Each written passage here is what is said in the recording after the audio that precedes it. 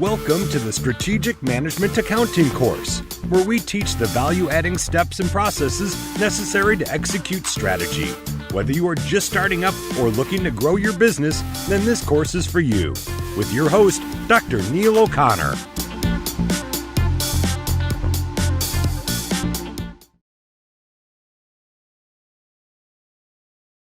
Hi, welcome back. It's Neil here.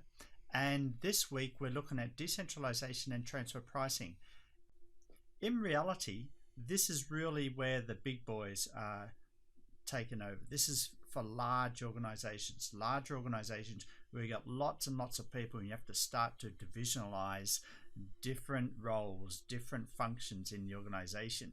And so this is what we mean by decentralization. We're decentralizing decision making to people lower in the organization.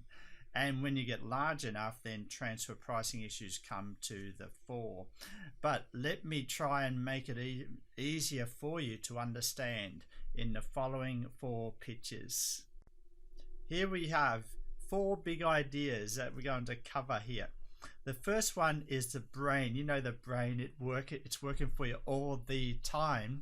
The second one, we've got Ken Lay here. The late Ken Lay's passed away, but he was part of the Enron scandal and he was convicted for hundreds of years of term in prison. But that was to represent another aspect we're going to go through today. And third big idea is this beautiful car. It's a French Peugeot. You know, especially if you watch The Mentalist, he drives one of these around. And the fourth one is this juggling of just multiple roles, multiple objectives for where you use in transfer pricing. So what have these four pictures got to do with decentralization and transfer pricing? Let me give you the concepts. The brain represents knowledge transfer costs. And knowledge transfer costs are basically opportunity costs that you lose for when you slow down the transfer of knowledge between generation of knowledge and the decisions that need to be made. So for example, if there's only one person in a big organization that makes all the decisions, then it takes longer for the salespeople to revert back to the decision maker of a change in market conditions. It may affect pricing, it may affect marketing, it may affect the channel, that may affect customer service, customer feedback. And then the company takes longer to respond, and then you may lose new sales. You may lose the opportunity that a competitor suddenly has come in for a lower price point. You are slow to respond because that information needs to get back to a decision maker in your organization. Transferring of that knowledge costs money because it takes time, you see. So therefore, knowledge transfer costs is basically the cost of time of transmitting information for decision making, and also it's the cost of not allowing people that have the expertise or who are on the front line to make the right decisions that benefit the company. So knowledge transfer costs get larger and larger and larger as an organization gets larger and larger and larger, okay? And it's largely the impetus for why we want to decentralize.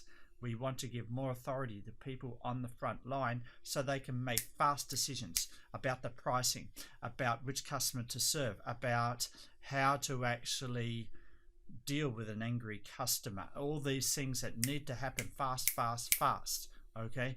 Rather than waiting for a decision to be made in head office that may come back in a week later or 2 weeks later, and it's too late. The customer's gone, you've lost the customer, you've lost your reputation, competitors have moved in. This is what we mean by knowledge transfer costs. The opportunity costs associated with lost time and the opportunity costs associated with not giving authority to the people that really are best to make that decision, okay? There's a knowledge transfer costs, yes. The second picture here is Ken Lay, and this is about agency costs. As soon as you start to give more authority to people on the front line, to managers in other countries, because you want to minimize knowledge transfer costs, guess what? Now you have an agency cost problem, and that's when the manager may not act in the best interest of you, the organization boss or the organization's owner, the shareholders. They may diddle the till, they may do some cash items, they may do something that is not in the best interest of the company, that may affect the reputation of the company. This is what we mean by agency costs. So you always got this balance. You give authority to people to minimize your knowledge transfer costs, but at the same time you're giving authority, you're actually entrusting them to make decisions on your behalf. Now you create agency costs. So knowledge transfer costs go down and agency costs go up.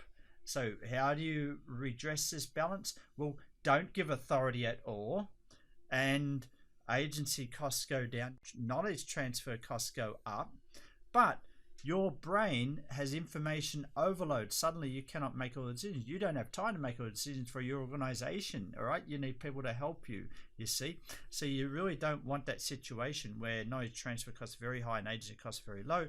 You're trying to look for a balance, right? Where you don't want to have too much agency costs and you don't want to do everything so knowledge transfer costs are zero. That means you've delegated everything. You're still got to make some decisions, all right? So we're looking for that balance between knowledge transfer costs and agency costs. Yes, yes, yes. All right, what about the third picture here? This is the Peugeot, and the great thing about this Peugeot is it's one of the few cars in the world where you can take one of the rear wheels off and you can still drive the car around. And I just wanted to emphasize the point of a balance between three wheels, or the balance between the three-legged stool.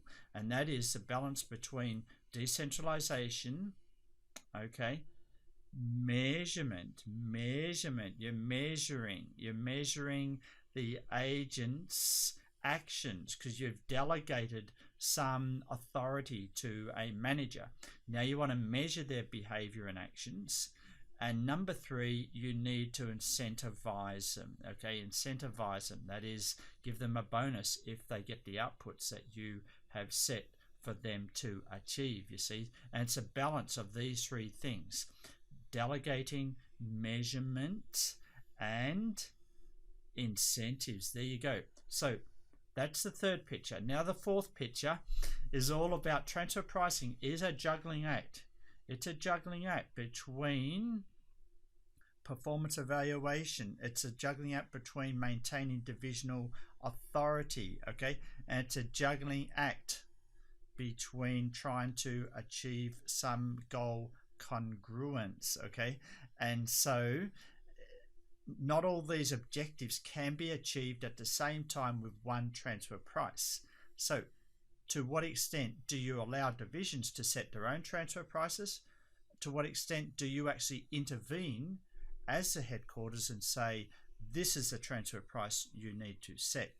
All right. So in this seminar of decentralization and transfer pricing, we've got these four big ideas floating around: knowledge transfer costs, agency costs, okay, we've got the balance of decentralization, measurement, and incentives. We've got to try and have balance there. And finally, we've got to find out what are the dominant objectives that we're trying to achieve with our transfer pricing strategy. Yes. So there you go. These are the big ideas for this course. Welcome again to decentralization and transfer pricing. Thank you.